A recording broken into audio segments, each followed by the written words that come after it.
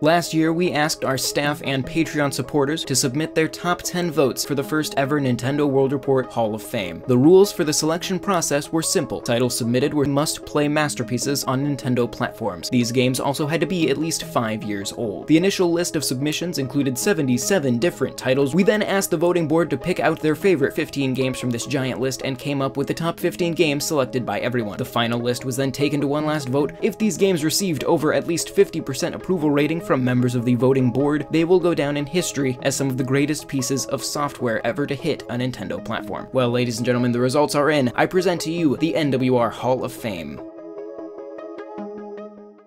The Super Nintendo Entertainment System, Nintendo's follow-up to the wildly popular Nintendo Entertainment System, launched in August of 1991 in North America, and the previous November in Japan. The system's big launch title was, of course, Super Mario World. That title, however, was not the dramatic upgrade that some gamers craved, but that game would soon be upon us. The Legend of Zelda: A Link to the Past came out in November of 1991, and the rest, as they say, is history.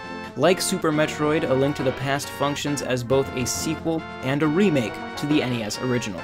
Link explores a Hyrule that is similar in general layout, but very different in the specifics. Not content with simply overlaying a modern look, Nintendo went the extra mile and created 2 different Hyrule maps that Link warps between, solving puzzles in one to influence the landscape of the other.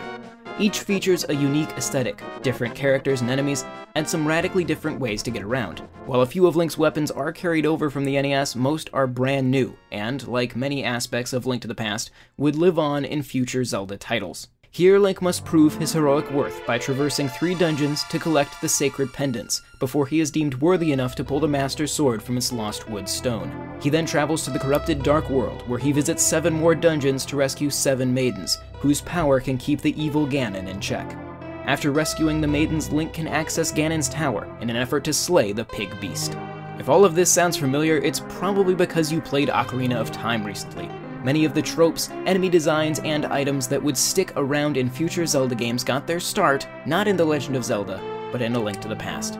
Like its NES ancestor, A Link to the Past encourages aimless exploration to find chests full of rupees, heart pieces, and even key items like the Ice Wand, Red Tunic, and Zora Flippers. Dialogue from NPC characters, of which there is plenty, will often point you in the right direction, but it's up to the player to find the way. The medals, in particular, often require a good amount of wandering the first time you play. When you get right down to it, A Link to the Past is simply a fun experience, and perhaps the most fun console Zelda game. It's a title that everyone can play and appreciate, so it's no surprise that it made NWR's first Hall of Fame.